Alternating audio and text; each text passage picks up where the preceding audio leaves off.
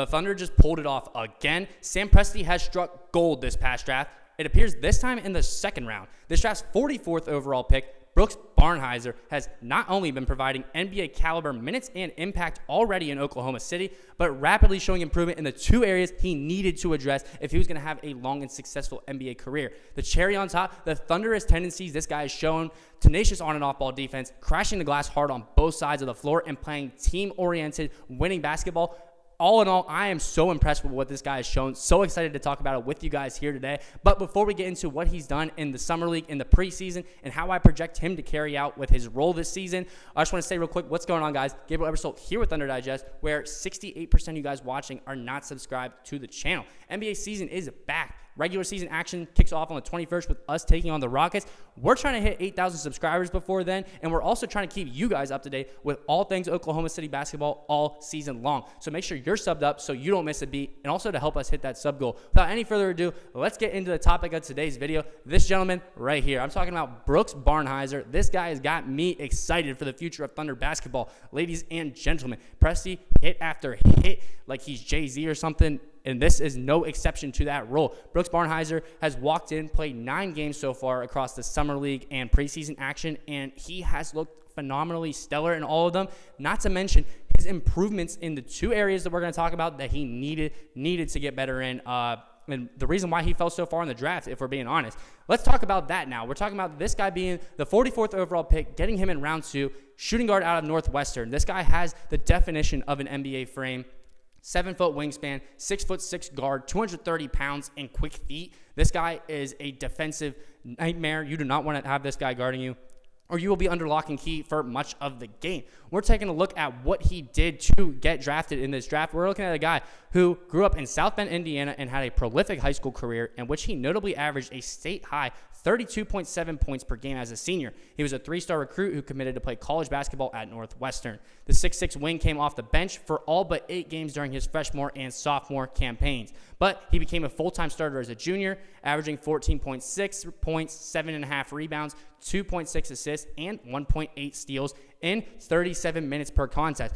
Upside number 1, this is not going to be a guy who is a one-and-done that we're going to have to show the ropes to, play in the G League a bunch to get minutes and reps for him to be ready. This guy has shown he's ready, and his 4-year college career backs it up. This was a guy who we just saw played heavy minutes in his first 2 seasons, became a 2-year starter, and throughout all of that, he was delivering real-time impact. This is a guy who has experience on the basketball court in the Big Ten, a pretty decent conference for college. Nothing too crazy. It's not the ACC or SEC, but it's a Power 4, Power 5 conference, and he has experienced repetitions in that type of environment, and he has shown that this has paid off. Taking a look at the rest of this real quick, we're seeing that noted for his defensive prowess, Barnhizer was voted to the All-Big Ten defensive team in 2024, and he was also named to the All-Big Ten third team. So a guy who had a great senior season, but he just played 17 games as a senior. His season was cut short by a foot injury, and he had averages that senior season of 17.1, 8.8 rebounds, 4.2 assists, and 3.5 stocks in 37 minutes per game. Impressive college career for Brooks. We saw the foot injury at the end, maybe playing a little bit of a part into his draft stock, not seeing as much out of him his senior year, and then maybe thinking that there might be some hampering with the injury. Nonetheless, he fell to us, and I could not be more excited as an OKC fan. Why? Well, we're going to take a look next at his production so far as a Thunder. Ladies and gentlemen, we're talking about a guy in the Summer League, 24.5 minutes per game, and what did he put up in that time? 12 points per game on 46%. 15% from the three-point line, 60% from the free throw.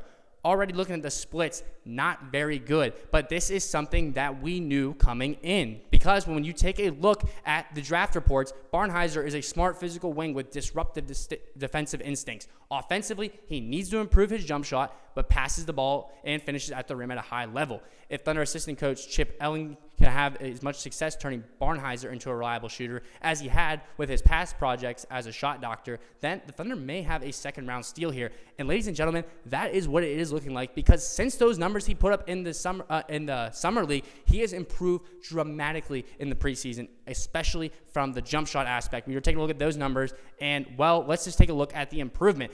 His shooting percentages in the preseason, we're seeing the same 11.8 points per game, but look at the efficiency. The three-point percentage is at 57.1%, ladies and gentlemen. And this guy is putting them up there. He's getting over 2 threes up a game, and he is connecting over 50% rate. The improvement, I mean, obviously small sample size. We're talking 4 preseason games and then 5 summer league games that he played. The numbers are going to be very highly impacted by anything he does in those. But the improvement to go up from 15 to 57% from the three, not to mention the confidence to still be shooting those, is very, very reassuring for us as fans to see. And then on top of that, the free throw percentage jumping up 14%. Love to see that as well. This guy has clearly been in the gym working on his shot, and it is paying dividends. Taking a look at what else he did when he was on the court, however, this guy is able to impact multiple areas. We're seeing in the summer league, he averaged over 5 rebounds a game. How did he improve? In the preseason, we're up to 6 rebounds a game, and almost 2 of those a game are offensive. This guy is crashing the glass very hard, using his bigger guard frame to get inside positioning, and he is able to provide us with second chance points. This is something that is going to be helpful during the regular season. We weren't a great team in the half court last year. We were a great transition team, I believe. But especially come the playoffs, we had some trouble scoring in the half court. This guy, if he's able to collect us some extra chances to do so, very, very helpful for the squad. So we're taking a look from the playmaking aspect. 2.2 assists does go down to 1.8, but the turnovers are overcut in half. So his assist-to-turnover ratio in the preseason is over a 3-to-1, where in the summer league it wasn't even at a 2-to-1. So we're seeing an improvement with the playmaking, with taking care of the ball, and just from that perspective, he's getting better reps and not letting the game rush him. He's seeing the game better, and he's playing to his speed, and it's causing less mistakes from him.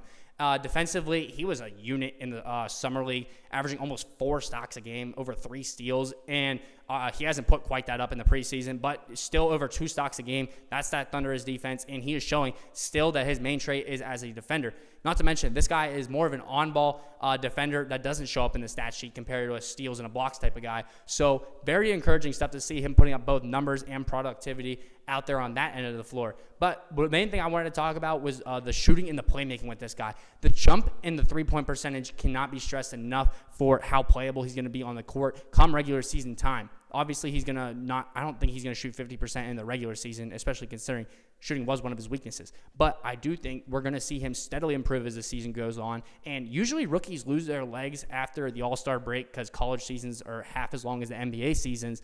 This guy is someone I could see being an exception to the rule and continuing to raise his shooting percentage as the season goes on. So that's just something to keep in mind and take a look at as the season goes on. But as we analyze this guy, Barnheiser may be on a shorter side for a forward, but he has a 6'11 wingspan and nearly an 8'7 standing reach and weighs 230.